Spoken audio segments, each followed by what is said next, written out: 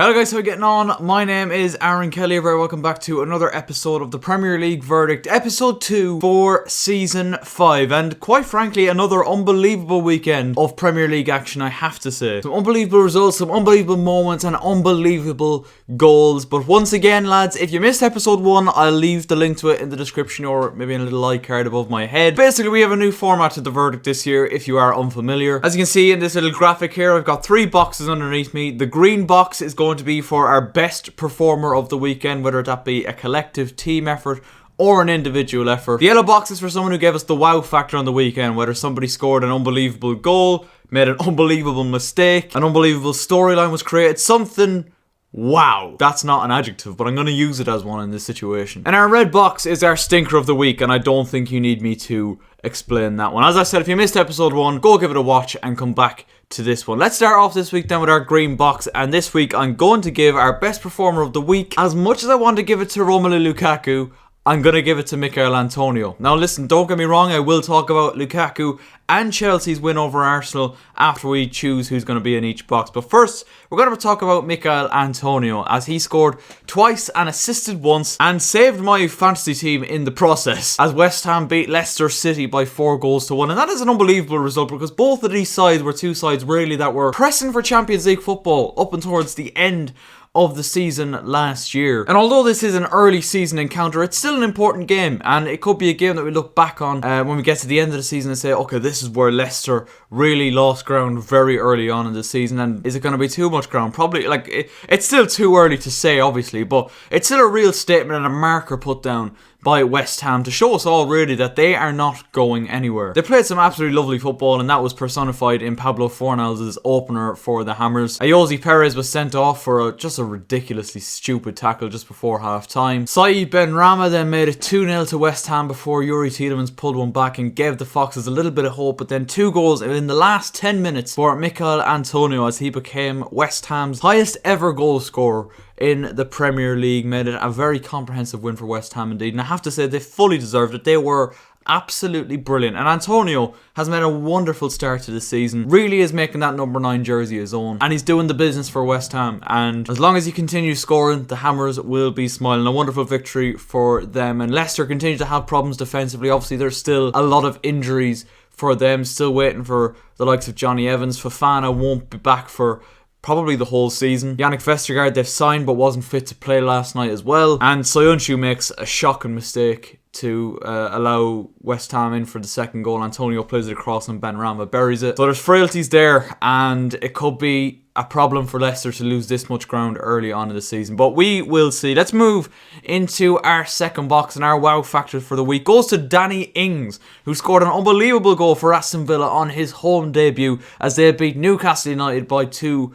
And to be honest, after a very disappointing result on match week 1, obviously, you know, a lot of us have been bigging up Aston Villa and the signings they've made in the window. A disappointing defeat to Watford on the opening day left a little bit of pressure on Aston Villa, but they couldn't have asked really for a better fixture to come up than Newcastle United. Obviously lost to West Ham on match week 1 and genuinely just do look a poor side in these early stages of the season, but it was a 2-0 win. Danny Ings getting the first, and it was an unbelievable bicycle kick. He gets the wow factor and is up for an early contender, I would say, for goal of the season. Anwar Al Ghazi scored a penalty to make it 2-0 and wrapped up a very good win for Villa to get their season underway. Let's move on to our stinker of the week then. Who is going to get it this week? Obviously Arsenal got it last week after they lost to Brentford, but I was very, very close to giving it to Arsenal once again after they lost 2-0 again at the hands of Chelsea, which I said we will get into, of course. And I was also very close to giving it to Soyuncu, but I didn't want to give 2 boxes from the same game, so I'm going to give our stinker of the week to Norwich. And obviously they lost 5-0 to Manchester City. I was very much debating whether or not do I put Norwich into this box, because a lot of us would have been expecting them to lose 5-0 to City. And, you know, like, you look at the two sides on paper, City just have that dominant edge over Norwich. And as sad as it may seem, we all kind of thought that something like this might happen. But whatever way you look at it, when you lose 5-0, it's still a stinker. I don't care who you are, it is still a stinker. It was a great day for City though, who got their season off and running really after a false start last week against Tottenham Hotspur. Jack Grealish getting his first goal for the club, also Riyad Mahrez, Aymeric Laporte, Raheem Sterling, and an own goal by Tim Krul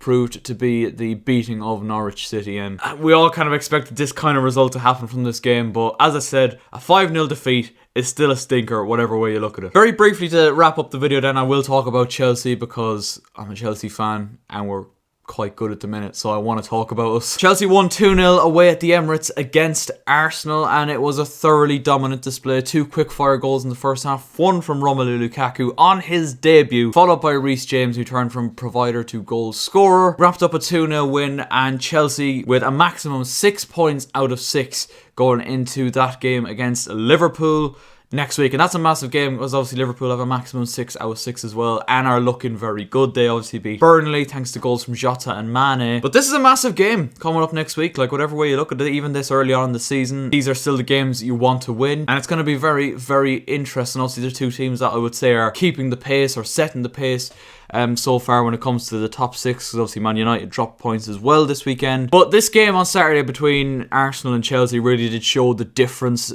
that these two clubs are experiencing at the minute. Arsenal are in a really, really bad spot at the minute, don't look like getting out of it, and I really can't fault Arsenal's performance the weekend, or certainly their effort at the weekend. They're just nowhere near the level of Chelsea. And, you know, I don't want to sound cocky, but that is the sense of it. Chelsea are the champions of Europe, have just brought in one of the best strikers in Europe who's immediately hit the ground running in Romelu Lukaku, and are a lot of people's favourites for the Premier League. I mean, I'm obviously not going to big that up too much, being a Chelsea fan myself. Chelsea should be in and around the title race this season, like 100%, and Arsenal just looked poor, they looked weak, they looked like a team lost at sea. And it looks like now, obviously, they're playing Man City next week.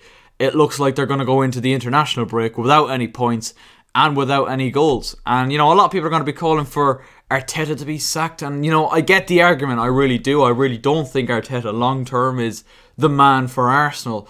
But what I would say is, if you bring in a Zidane or a Conte, not that either of them would even look at Arsenal at the minute, but say you do sack Arteta and bring someone like that in, they might get a bounce out of the players for a couple of weeks. We keep saying this about Arsenal, but they might get a bounce out of the players for a few weeks, and then it'll just be back to the same old Arsenal, because these players aren't good enough. Like, they're simply not good enough. And Arsenal can't say they've not spent money. They've actually spent the most amount of money in the Premier League this summer. They've just massively spent it in the wrong areas. 50 million on Ben White, 35 million on Aaron Ramsdale. Like, is he going to start? Is Leno really going to be just like shifted out of the club like that? I really think Arsenal should have kept Emi Martinez as their number 1, but Leno is still a solid choice. You know, he made a really good save from Lukaku to stop it from being 3-0, but I don't know. It's an absolute mess. Arsenal fans, let me know your thoughts in the comments. As for Chelsea, obviously got the 2 goals, and I feel I could have scored more, which shifted up the gears a little bit, and I do think that's something that Thomas Tuchel and Romelu Lukaku even acknowledged in the post-match press conferences. In that spell, when we got the 2 goals, Chelsea looked absolutely phenomenal. Like, Kovacic and Jorginho bossing the midfield. Christensen had an excellent game at centre-back. Reece James obviously came in at right wing-back and was brilliant. Goal and assist for him. The front 3 worked in tandem so beautifully. Mount, Havertz and Lukaku. Like, it was simply brilliant. Lukaku bullying Pablo Mari, like, it was absolutely beautiful to watch. It was actually paying homage, I would feel like, to Didier Drogba. Like, Lukaku's performance really did remind me of a Drogba performance. That dominant physical stature of a centre forward, and getting himself into those positions. You've seen for the goal, he gets the ball off Kovacic, he lays it off. Kovacic plays it out wide to Reece James, and immediately Lukaku, after he lays it off to Kovacic, is bursting his guts to get into the centre, and he reaps the rewards and gets a tap in. But very exciting, great start for Lukaku, and great start for Chelsea as a whole. We move on to Liverpool next week, and I'm very much looking forward to it, but quite nervous for it at the same time. Let me know your thoughts in the comment section down below. Let me know who you would have put in the boxes in the comment section down below as well. Leave a like if you enjoyed, lads. Subscribe if you're new, and I'll see you next time. Good luck. Also, keep an eye out for a big video coming out this week. Are we gents back again?